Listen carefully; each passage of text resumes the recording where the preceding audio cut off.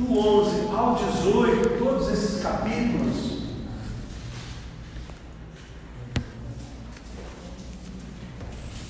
nós temos a narrativa, até o 18 completo, dos problemas familiares que o rei Davi teve, certo? Problema com os filhos, problema com Urias, problema com Batseba, problema com Absalão, o problema de Aminon e Tamar, toda aquela estrutura que aconteceu. Do 19 ao 23, nós temos problemas políticos que Davi enfrentou.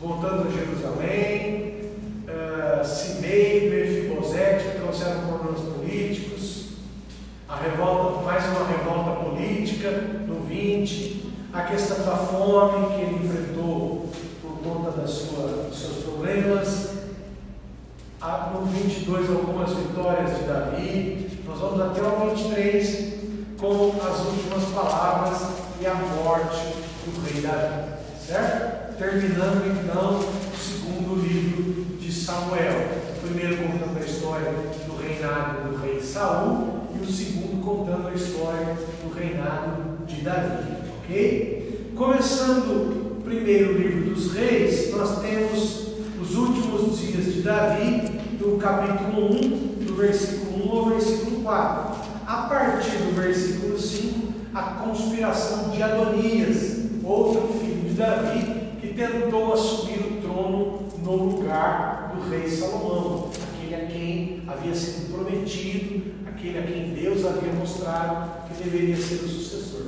Adonias então vai morrer, não é? Veja quem estava do lado de Adonias. Vamos ver. 1 Reis 1:5.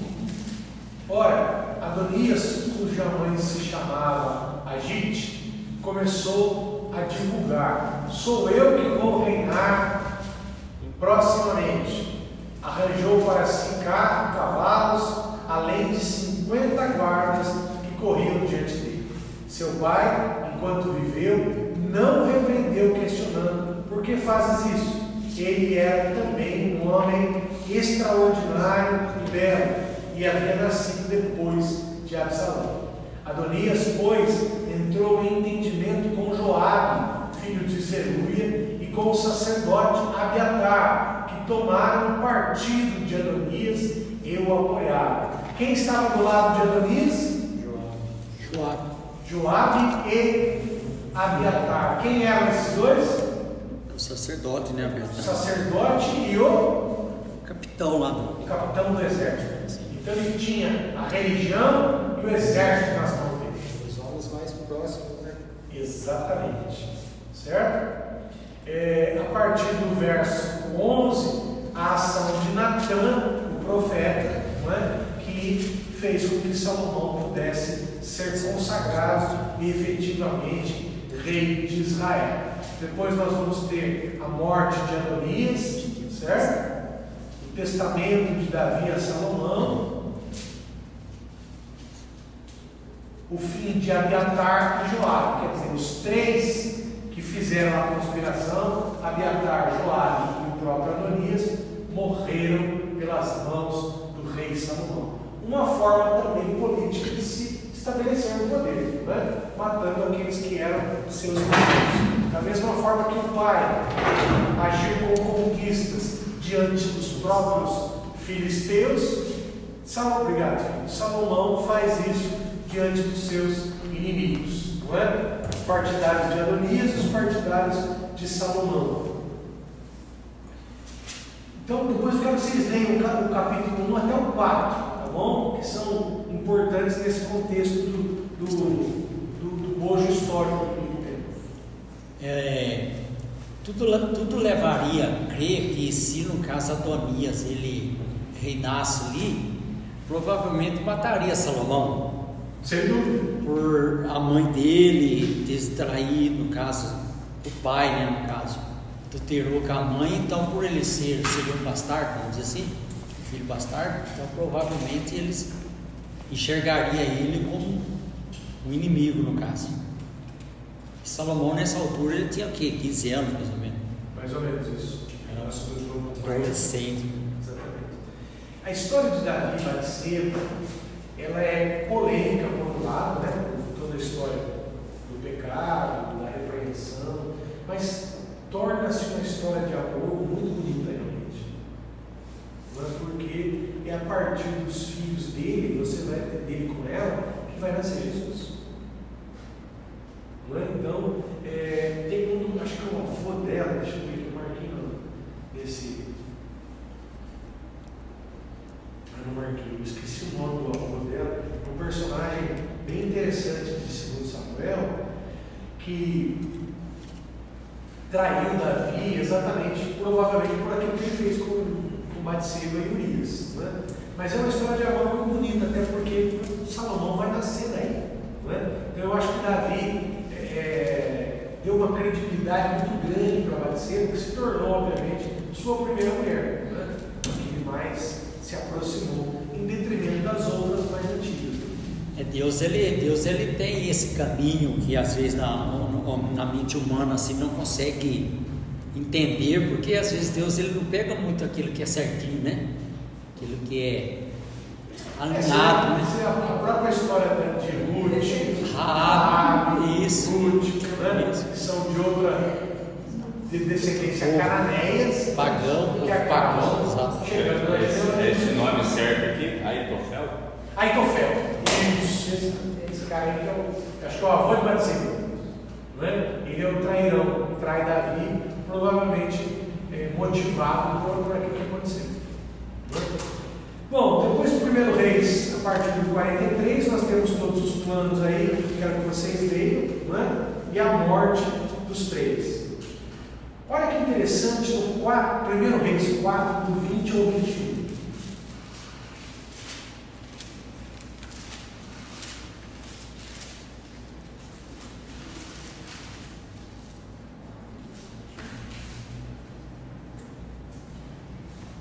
O povo de Judá e de Israel era tão numeroso como os grãos da areia da praia do mar. Todas as pessoas tinham fartura em comida e bebida, e viviam em paz e eram muito felizes.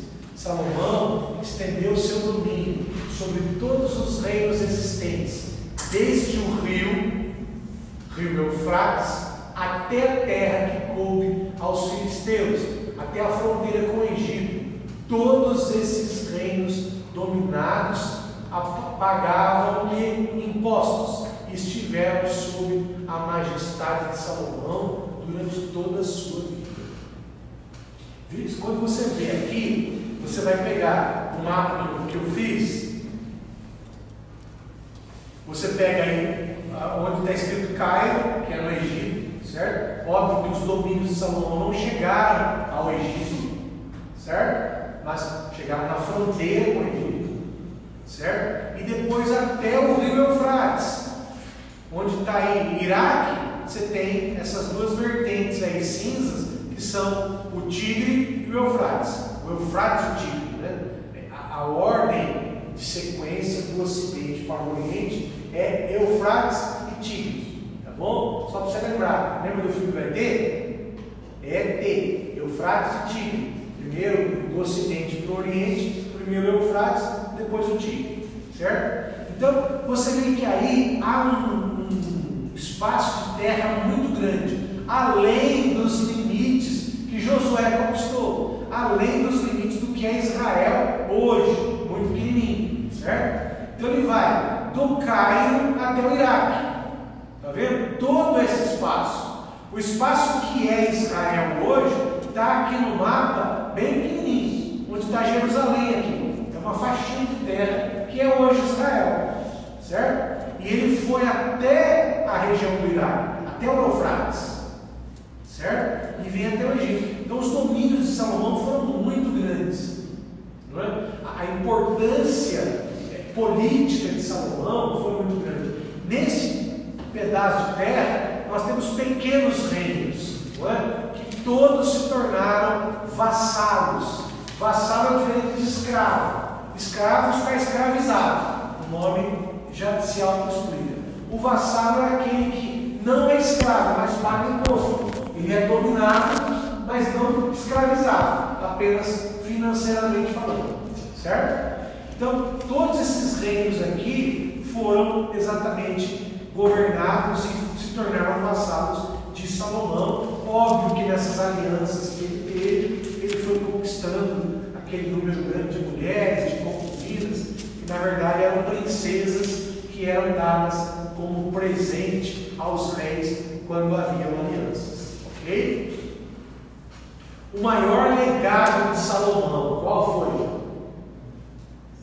Quando você fala de Salomão, você lembra do quê? Sabedoria. Construção do templo. Eu não tinha pensado na sabedoria, pensei em mas tá certo, não é?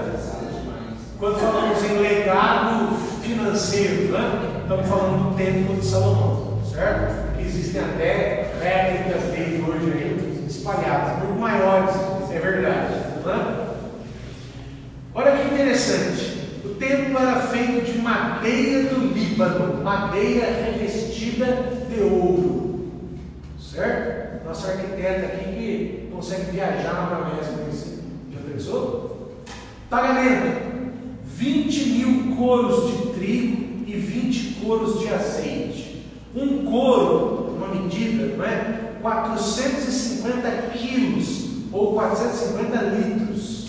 Então, ele gastou 9 milhões de quilos de trigo e 9.000 litros de azeite por ano. Olha o que o texto diz, que eles eram numerosos como a areia do mar e todos tiveram fartura de comida.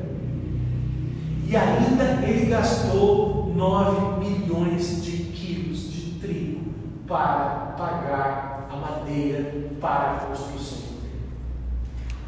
Você imagina o que é fartura? Imagina o que é economia pujante, gigante, não é? Com tudo isso. Os trabalhadores, 30.000 homens cortando madeira, 70.000 carregadores de madeira, 80.000 cortadores de pedra, 3.300 capatazes, mestres de obra, total 183.300 trabalhadores. Naquela época. Vamos procurar o nosso amigo Google aqui. Quantos foram os trabalhadores de Brasília? Só para a gente ter uma ideia. Será que tem? Eu ia falar de Brasília agora. É. Ia falar. Mas só que é o Brasil inteiro para sustentar meio gato pingado. Boa. Contente faz o L.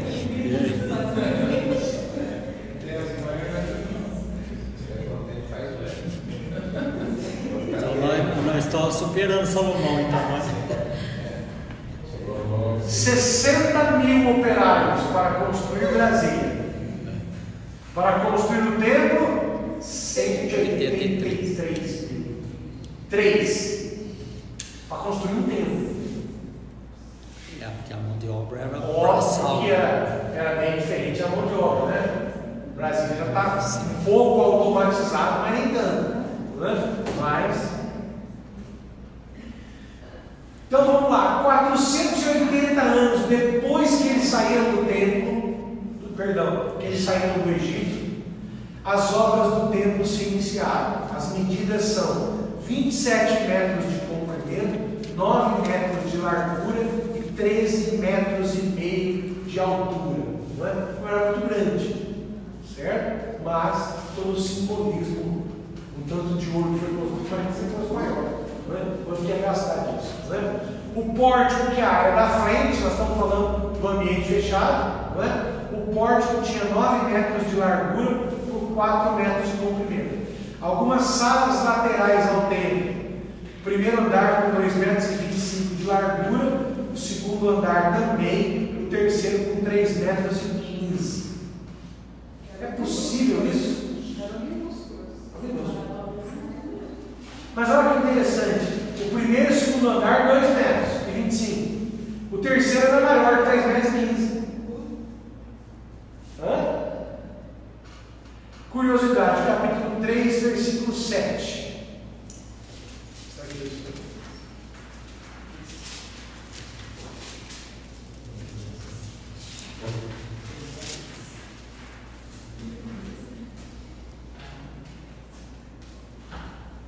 Aí fala da sabedoria, não tem nada a ver com o tempo. Ó, tem uma fotinho aí de uma perspectiva do tempo, certo? Foram 13 anos, 1 Reis capítulo 7, versículo 1, 13 anos para construir o templo. Conseguiram entender o pórtico, o prédio aí no desenho? Conseguiram fazer a dimensão de tudo? As salas laterais? Uma outra foto dele aqui já no templo de Herodes, que era bem maior. Nos tempos de Jesus, o templo era muito maior, certo? Ele foi destruído por Nabucodonosor, reconstruído com Esdras, um pouco maior, depois reformado por Herodes, que era rei dos hebreus, de uma das descendências dos hebreus, e quis fazer o seu nome aí, edificando esse templo, certo? Aí na outra foto, o templo de Herodes bem maior, né? Com toda a estrutura religiosa. É interessante que quando fala do pináculo do templo, é essa parte do canto esquerdo aqui mais alta, certo? O templo hoje, o que restou dele, nós sabemos que é o Muro das Lamentações e a cúpula da rocha, que foi edificada pelos muçulmanos, certo? Agora eu fiz um cálculo aqui, né, do preço do templo baseado no 1 Reis 10, 14. 23.500 quilos de ouro por ano, durante 13 anos. 305.500 quilos de ouro. No preço de hoje, 160 mil reais o quilo de ouro, sem invasão dos Yanomamis, não é? Agora, no negócio da rica, eu vou tentar um pouco mais caro, não é? 48 bilhões 880 milhões de reais. Eu ia ficar louco com esse monte de zero. Você imagina a quantidade de ouro que tinha isso? 48 bilhões 880 milhões. Salomão, a sabedoria dele, estamos no capítulo 4, né? 29 a 84, a questão das mulheres, da idolatria de Salomão, certo? Os seus adversários também no capítulo 11 e a rebelião de Jeroboão. Agora, 1 Reis 4:32 mostra as contribuições espirituais da sabedoria de Salomão.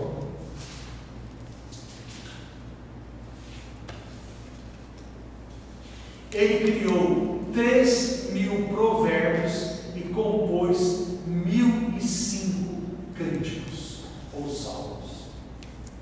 Certo? Salomão é um personagem emblemático em todos os aspectos, não é? Alguns atribuem a ele, garanto a vocês que é uma fábula, o pai da maçonaria, não é?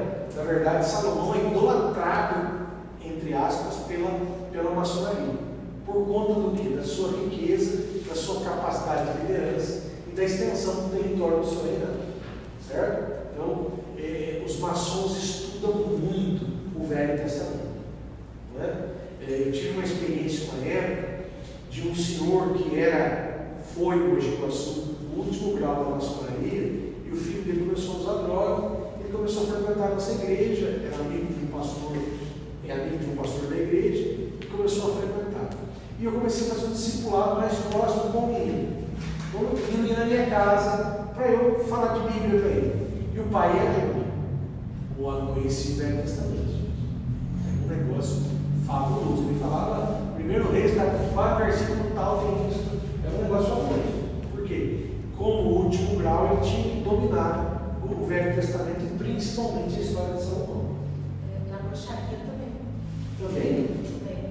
Ouvi um podcast do Daniel Marçal, ele chegou também nisso, né? E ele fala sobre Simão também. Interessante. É um personagem que, por conta de ser o homem mais sábio do mundo, não é? Vai se criando mitos, fábulas, histórias baseadas nele, né? Mas na verdade o que interessa para nós é o que a Bíblia conta dele. Né? Um homem ungido por Deus, um homem inteligente para se tornar sábio, porque a resposta que ele deu para Deus foi uma resposta inteligente, não é? Diante daquilo que Deus falou para ele. E um homem que também se desviou. Não é? O livro de Eclesiastes é um livro que é a conclusão dos pensamentos que ele teve após o período que ficou desviado. Né? Você pode falar, desviou por causa do dinheiro? Talvez. Desviou por causa de sabedoria, porque sabia demais? Talvez. Mas a própria Bíblia, não vou me lembrar o versículo que fala, que as mulheres que Salomão tinha que levaram ele a se desviar dos caminhos do Senhor. Por quê? Elas eram adoradoras de Baal, de Astarote, de todo tipo de Deus, vieram, se tornaram suas esposas, né? E obviamente ele cedeu à crença delas, adorando junto com elas, construindo templos, altares e tudo mais. Né? Como a gente sabe, a mulher faz o que ela quer com ele, né? Isso que ela sabe fazer. Então, foi exatamente isso que aconteceu com Salomão, né? Com jeitinho, faz um altarzinho de Baal para mim, vamos lá comigo, de Astarote. É só ser comigo, não tem problema.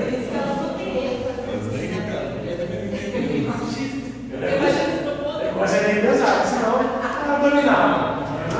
Só não teve sabedoria para guardar o seu coração. Sim.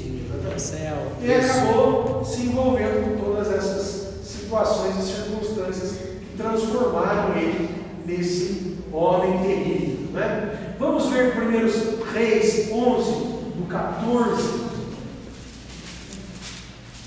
Pastor, esse terceiro tempo? É possível, deve acontecer. Tem que acontecer. Podia acontecer essa semana. Em março agora diz que é a inauguração? Não sei. Aquele pastor.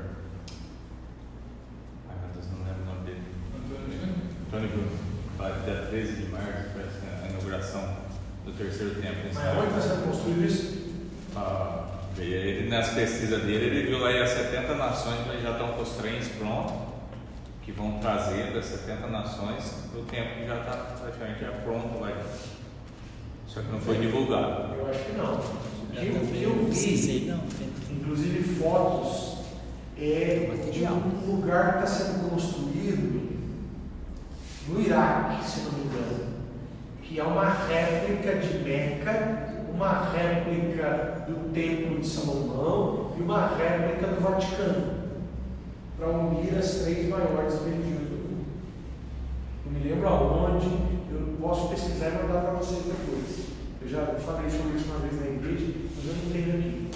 Mas o templo essencialmente não está sendo construído. Se estiver sendo construído, é impossível, porque se está marcando a inauguração, Jesus vai marcar nesse dia. Eles falam já dessa união, porque os muçulmanos teve um acordo entre eles lá para poder construir esse templo.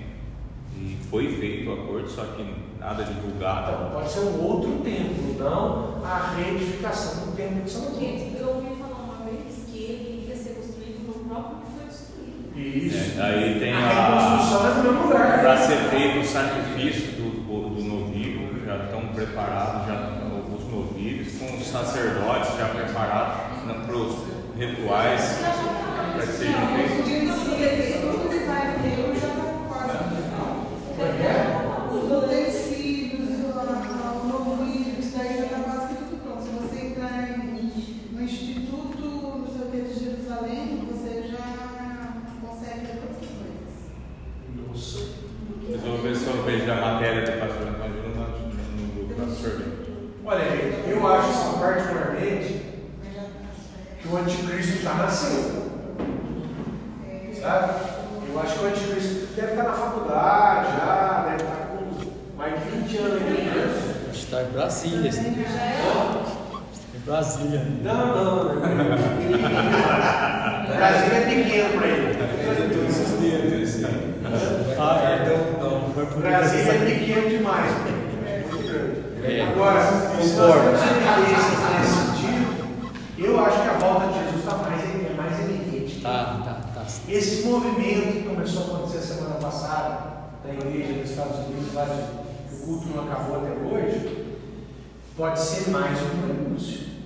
Né? Quando começou o Covid em 2020, o povo falava muito, chegou o fim. Eu falei, não é o fim. É o princípio do princípio das dores que estavam acontecendo. Terremotos, pestes, tudo aquilo indicava que era o começo daquilo que nós chamamos de princípio das dores. Né? Aí vamos para duas vertentes. A vertente defendida pela Assembleia de Deus, que Jesus volta e começa a tribulação. Certo? A vertente mais equilibrada, baseada em Mateus 24, é de que nós viveremos metade da tribulação. A igreja, para depois acontecer o arrebatamento. Não é? Eu particularmente acredito nessa, que é 3 anos e meio de tribulação, a igreja passando por isso, para que depois. Porque se a igreja, na minha concepção, se a igreja for arrebatada, o anticristo vai brigar com quem? Só com os desviados? Vai ter graça. Comigo não, né? Nem saber. Botar no céu. Botar no céu. Vai ficar um negócio sem graça. Quem perseguir a gente. Né? Nós temos que tomar uns tapas mesmo para poder aprender. Né? Para quê? Para que a igreja possa respeitar a posição de quem acredita na tribulação. A igreja livre. Mas eu entendo equilibradamente, se você interpretar literalmente Mateus 24, é claro e evidente que nós viveremos metade dela. Certo? Se não for eles vão implantar o chip para perseguir o povo. Entendeu? Só os desviados não vão ter tanta festa. O que eu falei é chamar Instituto do Tempo, que é em Jerusalém. Instituto do Tempo. Aquela. Como chama? Mezuzá? Não, Mezuzá não. Aquele. Castiçal lá. Candelabro. Ele também já está pronto, ele fica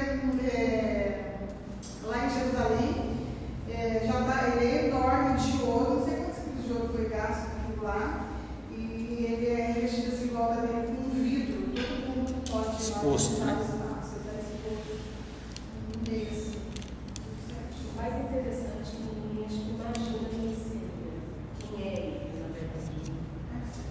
Convivem com eles. Eu participei uma vez de 2017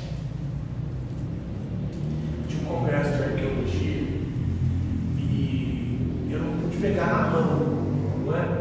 Mas porque estava protegido, não pude sentir a textura, mas estava protegido por um vidro e eu peguei na mão aquela caixinha com os manuscritos feitos pelo próprio Isaías, os originais que foram encontrados lá nas cavernas em 1949 de Brooklyn. Gente, é um negócio. É indescritível você pegar um negócio na mão que foi escrito pelo próprio profeta Isaías. Sabe?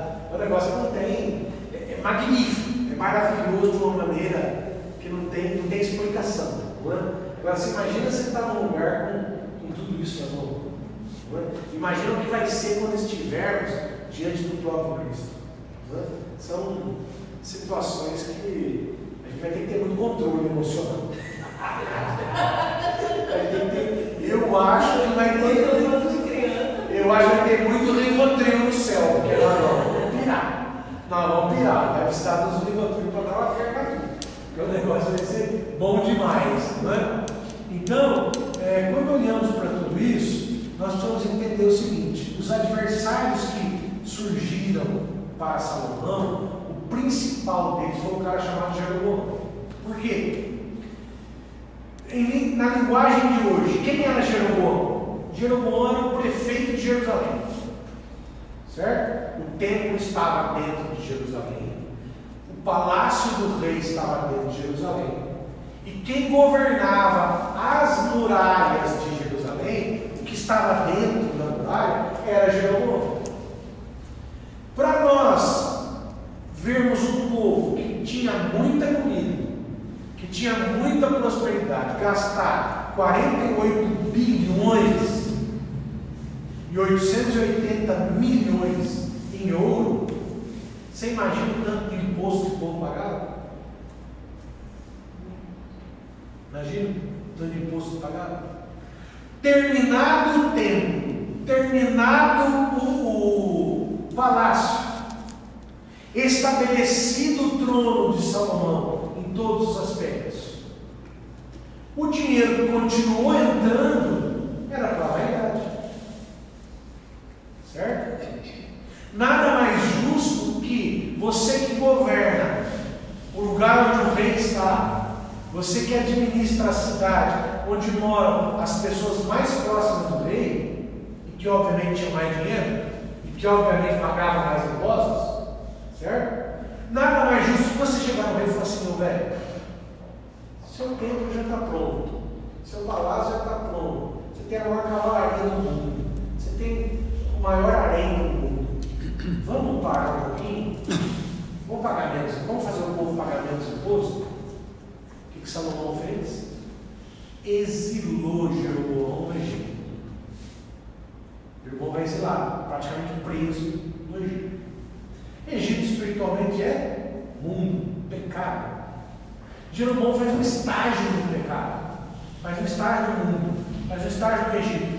O Egito nesse momento não é mais a suntuosidade que era nos tempos de Moisés, dos grandes faraós. Já estava em decadência, já tinha sido tomado pelos assírios, não é? Pelos persas lá atrás, por vários impérios já tinham sido tomados, não é? Então, o Egito já vivia uma economia mais fragilizada e o povo já pagava menos imposto no Egito. O que Jeroboão faz? Fica lá no Egito. Quando Salomão morre, o que ele faz? Retorna. Aí, direcionado por Deus, através de uma profecia, para fazer o quê? Para falar ao filho de Salomão a mesma coisa que ele falou para Salomão. Você não precisa de tanto dinheiro, o Estado não precisa de tanto imposto, baixe os impostos. O que Roboão faz? Vai consultar os nobres e vai consultar os sábios do seu pai. Os sábios do pai dizem: Roboão, faça o que Jeroboão está falando, porque ele tem liderança, ele tem capacidade de organização, o povo está do lado dele. Se você não ceder pelo menos um pouco, ele vai tirar você do trono. Foi falar com os nobres, o povo que eram os amiguinhos dele. Você está louco, cara? Seu pai não matou esse cara, mata você. Roboão vai e diz a célebre frase: meu pai bateu em vocês com chicotes, eu baterei com escorpiões. O que acontece? Jeroboão, que já estava com o plano pronto, racha a polícia. As 10 tribos revoltadas com os impostos. Você imagina a tribo de Dan, lá em cima, a tribo de Azer, lá em cima no norte, que estava a centenas de quilômetros distante de Jerusalém, pagando imposto para o rei vivendo no irmão. Certo? Simplesmente se desviaram.